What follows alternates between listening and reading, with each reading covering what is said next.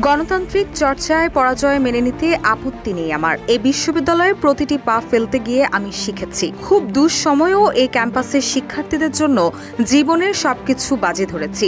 যতদিন এই ক্যাম্পাসে থাকবো ততদিন আপনাদের সাথেই আছি। আমার ছাত্র জীবনের স্বপ্ন ছিল শেখ হাসিনার পতন, সেটি সফল হয়েছে। 10 সেপ্টেম্বর নিজের ফেসবুক আইডিতে দেওয়া এক পোস্টে এমন মন্তব্য করেছেন ডাকসুর জিএস প্রার্থী আবু বাকের মজুমদার। পোস্টে ঢাকা বিশ্ববিদ্যালয়ের ডাকসু ও হল সংসদ নির্বাচনে বিজয়ী প্রার্থীদের অভিনন্দন জানিয়ে তিনি আরও লেখেন, ঢাকা বিশ্ববিদ্যালয়ের শিক্ষার্থীরা ডাকসু ও হল সংসদে যাদেরকে নিজেদের প্রতিনিধি হিসেবে নির্বাচিত করেছেন তাদের সবাইকে আন্তরিক অভিনন্দন। গতকাল উৎসব মুখর পরিবেশে নির্বাচন সম্পূর্ণ হলেও কিছু জায়গায় অনিয়ম ও অসঙ্গতির অভিযোগ উঠেছে।